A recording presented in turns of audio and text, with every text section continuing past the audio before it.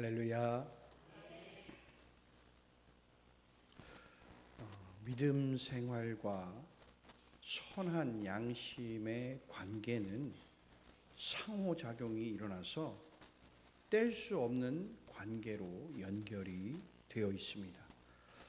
우리가 예수 그리스도를 믿음으로 얻어지는 놀라운 변화는 내 안의 양심에서 들려오는 소리를 통해서 삶의 현장에서 윤리적이고 또 도덕적인 선한 판단을 하고 그것이 진리며 옳은 것이라면 다수가 아니라고 말해도 우리는 맞다라고 용기 있게 말하고 행동해야 합니다.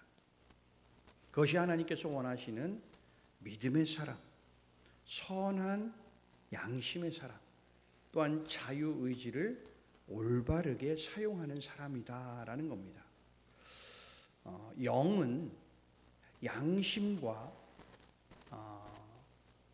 밀접한 관계가 있어서 양심의 소리를 통해서 때로는 하나님의 뜻을 분별할 수 있도록 해줍니다. 그러므로 하나님의 뜻을 따라 신앙생활을 바로 하려는 사람은 양심의 소리에 민감해야 하고 또한 양심의 소리를 잘 들을 수 있어야 해요. 양심이 죽은 사람은 거룩하신 하나님의 음성과 또 진리가 되는 하나님의 말씀을 결코 바로 들을 수가 없고 또 깨달을 수도 없다라는 겁니다. 이에 오늘 우리는 보다 바른 신앙생활을 위해서는 이러한 양심에 대해 어떤 자세를 가져야 하는지를 우리가 좀 살펴보고자 합니다. 우리는 양심의 소리에 민감하게 반응해야 합니다. 그러니까 믿음과 양심은 수레의 두 바퀴와 같아서 믿음이 없이 선한 양심을 가질 수 없고 또 선한 양심 없이 좋은 믿음을 가질 수 없다라는 거예요. 사실 믿음이 없어도 우리가 선한 양심을 가질 수는 있습니다. 아직 복음을 받아들이지 않았으나 선한 양심을 가지고 살아가는 사람들은 많이 있어요. 그러나 이들은 천국의 소망이 없다라는 거예요. 만약 이들이 복음을 받아들인다라는 전제가 생긴다면 아마도 이 땅에서 누구보다 더 먼저 천국을 소유한 사람으로 살아가게 될 거고 또 죽음 이후에도 영원한 생명을 소유할 사람이라는 확신에 흔들림이 없을 거라는 거죠.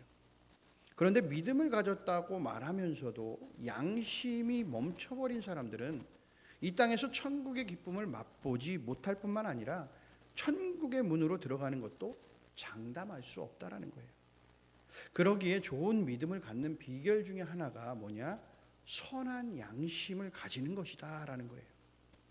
그래서 오늘 본문 19절 말씀에 믿음과 착한 양심을 가지라. 어떤 이들이 이 양심을 버렸고 그 믿음에 관하여서는 파손했다라고 말씀하고 있는 거죠. 베드로전서 3장 21절에 가보면 오직 선한 양심이 하나님을 찾아가는 것이라고 말씀하고 있습니다. 로마서 2장 15절에 보면 양심은 마음에 새긴 율법이라고 했고 마태복음 6장 22절에는 마음의 눈, 즉 양심의 눈을 말씀하고 있어요. 그래서 눈이 어두우면 온몸이 어둡고 눈이 밝으면 온몸이 밝게 된다라고 말씀하는 것이죠. 양심이 밝지 못한 것은 마음의 눈이 어둡다라는 겁니다. 그러면 우리가 어떻게 양심의 소리에 우리의 귀를 기울일 수 있을까에 대한 의문이 제기되죠. 자, 그러면 첫째, 우리는 바른 삶의 나침판이 되는 이 양심의 소리에 반응을 해야 한다라는 겁니다. 그러니까 하나님께서 인간에게 주신 두 가지 큰 선물 가운데 하나가 이성이에요, 이성. 그리고 또 하나는 양심입니다. 그런데 이 양심의 배의 나침판, 이 양심은 배의 나침판과 같아서 바른 삶의 방향을 우리에게 알려준다라는 거예요. 이렇게 살아가야 되는 게 맞는 거야. 요한복음 8장에 보면 음행하다 잡혀온 가늠한 여인이 돌로 그 여인을 쳐서 죽이려고 할 때에 예수님께서 말씀하시죠. 너희 중에 죄 없는 사람이 먼저 돌을 들어서 쳐라. 이때 자신들이 죄인임을 알지 못하고 그저 의인인 척 살았던 그들에게 멈춰버렸던 양심을 예수님은 일깨워 주셨죠. 그래서 그들이 자신들이 죄인임을 깨닫게 됩니다. 저희가 이 말씀을 듣고 양심의 가책을 받아 어른으로 시작하여 젊으니까지 하나씩 나가고 오직 예수님과 그 가운데 섰는 여자만 남았더라. 그러니까 사람은 양심이 시키는 대로 따르는 생활을 하게 되면 마음이 기뻐요. 그런데 양심을 거스르면 아무리 외부 환경이 좋아도요, 마음에 평안함이 없다라는 거예요. 사도 바울은 복음을 전할 때에 매를 맞고 핍박을 받고 생명의 위협을 느껴도 그는 양심에 꺼리끼는 것이 없었기 때문에 늘 평안하고 기뻤다라는 겁니다. 그러나 가룟 유다를 보세요. 양심을 거스르고 예수님을 은 30냥에 팔아서 그것으로 행복할 것 같았지만 결국 양심의 가책을 통해 괴로움에 못 견뎌 결국 돈을 성전 뜰에 버리고 목매어 자살하게 됩니다. 세상의 법정은 혹 피할 수 있을지 몰라도 양심의 법정은 피할 수 없다라는 말이 있습니다. 우리는 이 양심이 바른 삶의 나침판인 것을 알고 양심의 소리에 민감하게 반응해서 양심이 시키는 대로 따라가고 양심이 거절하는 것은 우리가 하지 말아야 된다는 겁니다. 또한 양심은 바른 삶의 방향을 가르쳐 주죠. 그래서 양심을 거스르게 되면 여러분 어때요? 마음이 막 뛰죠. 두근거리고 그리고 괴롭고 어떨 때 불안하게 돼요. 그러나 양심의 소리를 따라 바른 길을 가게 되면 여러분 마음이 평안하고 기뻐요.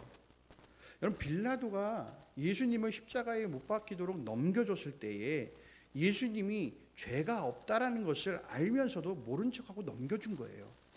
그러니까 자신은 아무 상관이 없다라고 나는 죄가 없어라면서 물로 손을 씻었지만 양심은 알고 있었을 거예요.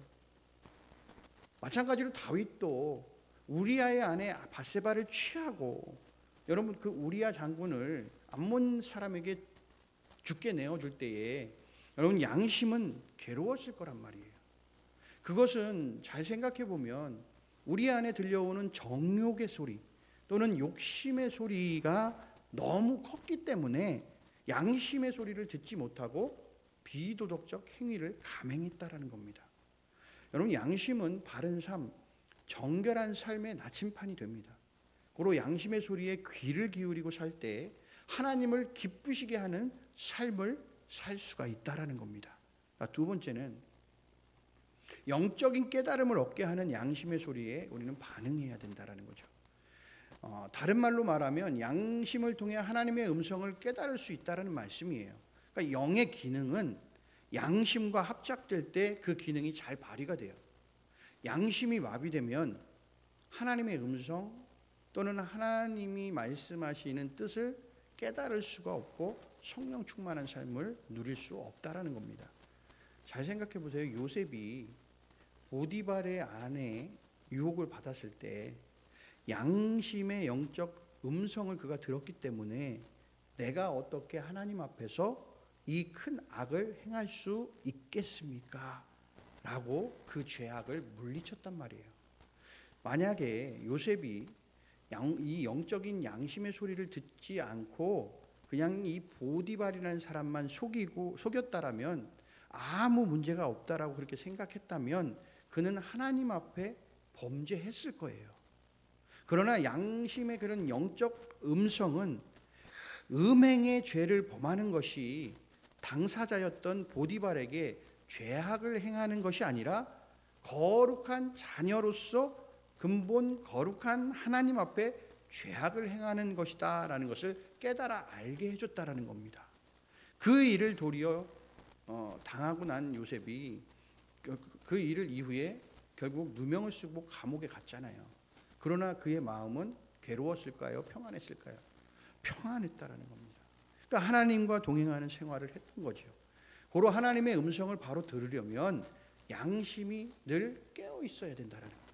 그러니까 성화의 첫걸음은 양심의 소리에 충실하는 것이다라고 이야기를 해요. 그러니까 양심의 소리를 바로 듣고 따르는 자가 참으로 신령한 자다.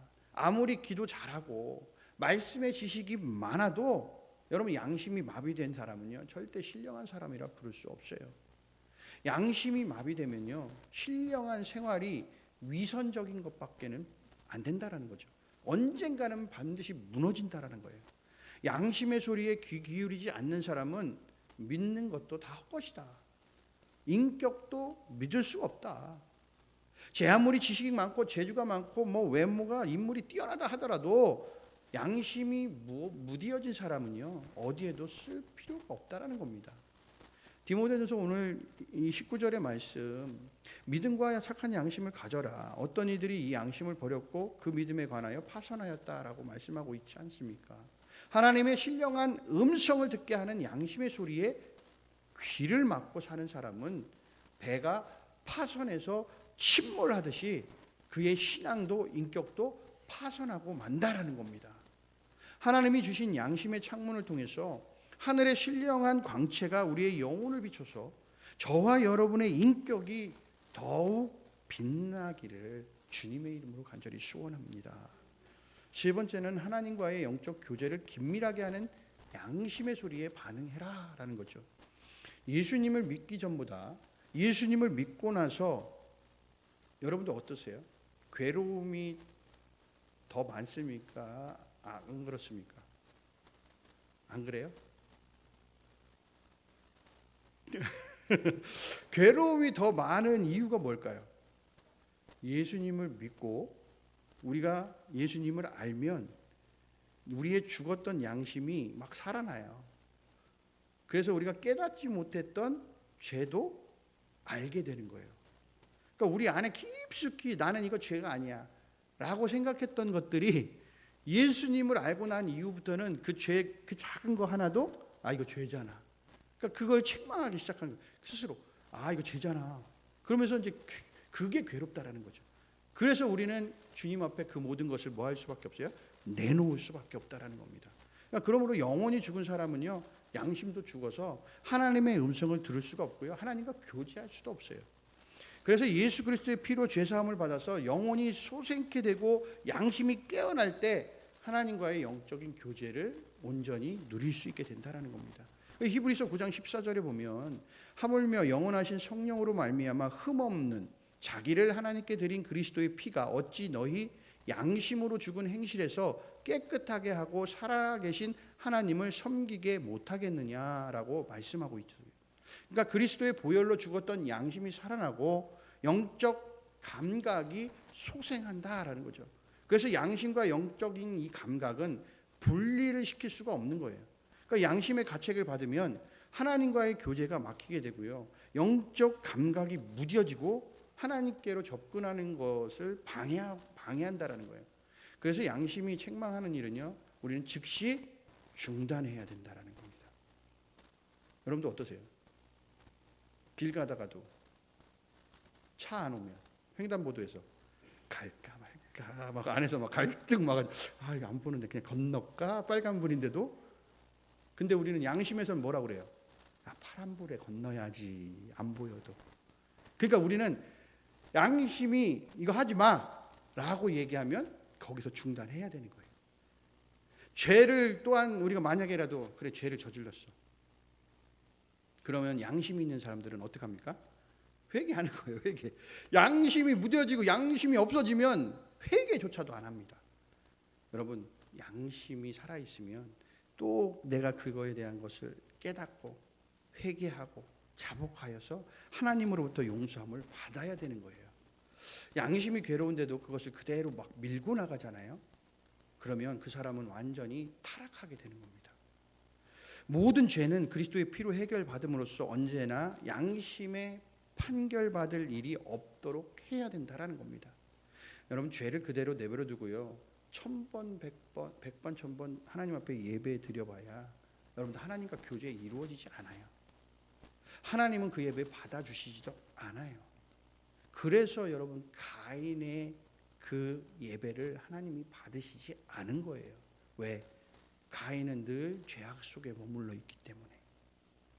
선한 양심 속에서만이 하나님과의 긴밀하고 끊임없는 교제가 가능하게 되는 거죠. 그러니까 하나님과의 교제를 방해하는 것을 자기가 알고 있는 그 양심에 알려진 죄 때문에 그렇다는 겁니다.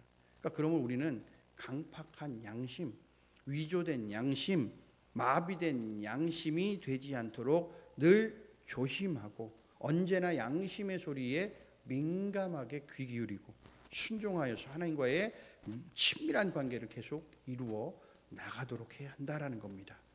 믿음의 사람은 절대 양심과 타협하지 말아야 돼요.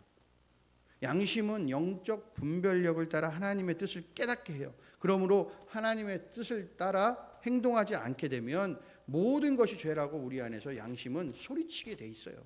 야, 이거 아니잖아. 이거 아니라고. 이거 죄라고. 계속 양심은 소리친단 말입니다. 이성이나 지식으로 아무리 합리화시켜도요, 양심만은 잠잠하지 않아요. 내가 생각으로는 이거 아니잖아. 이렇게 해도 괜찮잖아. 라고 얘기해도 양심은 아니야. 그거 아니잖아. 하면 안 돼. 라고 이야기한단 말입니다. 틀린 것은 틀렸다라고, 옳은 것은 옳다 하지 아무리 이성적으로 논쟁을 펴가면서 양심을 막 야, 가만히 있어봐. 나대지 마. 너. 그래도 양심은 계속해서 이야기하는 겁니다. 양심은 여러분 올고다요. 절대 타협하지 않습니다. 양심을 향해서는 설득하려 하거나 정당화하거나 합리화하는 것은 불가능하다라는 거죠. 그러니까 무엇을 여러분이 잘 생각해 보세요. 훔쳤어요, 뭔가. 옛날에 우리는 홍길동 하면은 위대한 사람, 막 나쁜 사람들, 부자인 사람들 돈 훔쳐다가 가난한 사람들 막 나눠주고. 여러분들 그거 어떻게 생각하셨어요? 여러분들은? 우리는 다 좋게 생각하잖아요. 좋아, 멋져, 위인이야. 여러분 무엇을 훔치고 여러분이 양심이 괴로운 것을 달래기 위해 그걸 가지고 좋은 일에 사용했다라고 하더라도 여러분 그 훔친 양심의 괴로움은 없어지지 않는 거예요. 만약에 그게 양심의 가책이 없다라면 그 사람은 양심이 죽은 거죠. 하나님은 과정을 중요하게 생각하시는 분이에요. 그러니까 과정이 좋고 결과까지 좋으면 금상첨화겠죠. 그러나 과정이 양심을 속이고 선한 것이 아니라면 여러분 결과가 아무리 좋아도 하나님은 그것을 잘했다고 말씀하시지 않아요. 여러분 만약 과정이 엄청 선해요. 옳아요. 그런데 결과가 조금 좋지 않게 나타나요. 그래도 하나님은 그것에 대해서 야, 너 왜 잘못했어? 라고 말하시지 않아요. 오히려 잘했어. 다음에 더 잘하면 되지. 라고 하나님은 격려해 주신다라는 거예요. 여러분 그렇게 하나님은 그런 분이세요. 그러니까 논리적인 설명은 이성을 만족시킬 수는 있어도 양심은 만족시킬 수가 없다라는 거죠. 그래서 논리적이고 합리적이고 지적이며 좋은 일같이 보여도 양심이 동의하지 않으면 그것은 하나님의 뜻이 아니라고 보시면 됩니다. 우리가 그렇게 보면 돼요. 양심을 통해서 야, 이게 아닌데, 이거 잘못된 건데, 그러면 그거는 하나님의 뜻이 아니라고 보시면 되는 거죠. 하나님의 뜻은 이 세상의 논리를 초월하죠. 사람들이 아무리 착하고 훌륭하다고 칭찬을 해도 양심이 소리치면요, 괴로운 거예요. 사람들이 아무리 미워하고 알아주지 않고 핍박하고 오해를 해도 양심에 꺼리끼는 것이 없을 때는 평안하고 기쁜 겁니다. 오늘날도 우리는 양심을 통해서 들리는 하나님의 음성을 어기면서 어떻게든 때로는 합리화하고 뭔가 타협하려고 해요. 그러나 양심과는 여러분들 타협해서는 안 되고 합리화시켜서도 안 되는 겁니다. 여러분 사울 보세요. 사울 왕.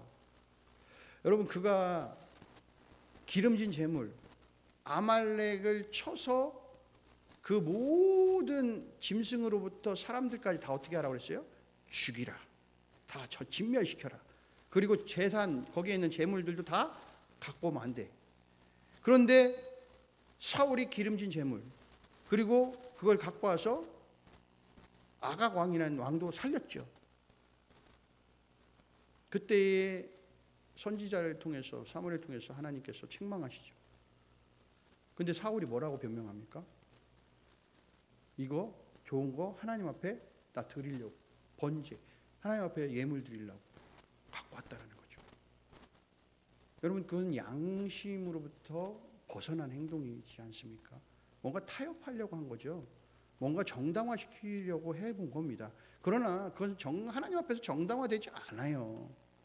하나님이 하지 말라고 했으면 뭐 하는 겁니까? 하지 말았어야 되는 겁니다. 양심의 소리는요, 피하거나 변명하지 말고 그대로 귀를 기울여 듣고 그냥 따라가는 거예요. 순종할수록 더욱 예민하게 들리는 것이 여러분 양심의 소리라는 거죠. 바울은 사도행전 23장 1절에서 이렇게 말씀하고 있어요. 고백합니다. 내가 범사에 양심을 따라 하나님을 섬겼다 라고 고백해요. 사도행전 24장 16절에서는 하나님과 사람을 대하여 항상 양심에 꺼리낌이 없기를 원한다 라고 이렇게 고백합니다. 여러분, 우리 역시 바른 신앙생활 그리고 신령한 삶을 누리기 위해서는 여러분 양심을 통해 들려오는 하나님의 음성을 들을 줄 알아야 해요. 그리고 그 예리한 양심에 그대로 따를 수 있는 신실한 믿음의 자녀가 되어야 할 줄로 믿습니다. 우리는 이 신앙생활과 이 믿음 생활과 양심은 같이 함께 가는 겁니다. 그게 분리되어 수 없어요. 함께 가는 겁니다. 그래서 믿음과 행위를 이야기하신 거예요. 이것이 하나 되어야 하는 거죠. 그것은 선한 양심이 믿음 생활과 하나 되는 겁니다. 우리는 우리의 양심 속에서 아니라고 할 때 여러분 철저하게 그것을 중단할 수 있어야 되고, 하라고 하면 여러분들 그것은 어떠한 상황에서도 우리가 할 수 있는 자들이 되어야 됩니다. 이게 하나님의 뜻이에요. 그리고 하나님의 음성입니다. 여러분들 그렇게 양심의 소리에 따라 주님이 원하시는 선한 삶을 여러분들이 살아갈 때 하나님과의 영적인 교제가 늘 이루어지고, 또 하나님이 우리에게 말씀하시는 그 귀한 음성이 우리에게 들려지고 그 말씀대로 살아갈 수 있는 순종의 사람들이 될 줄로 믿습니다. 이런 귀한 믿음의 자녀가 되기를 주님의 이름으로 간절히 소원합니다.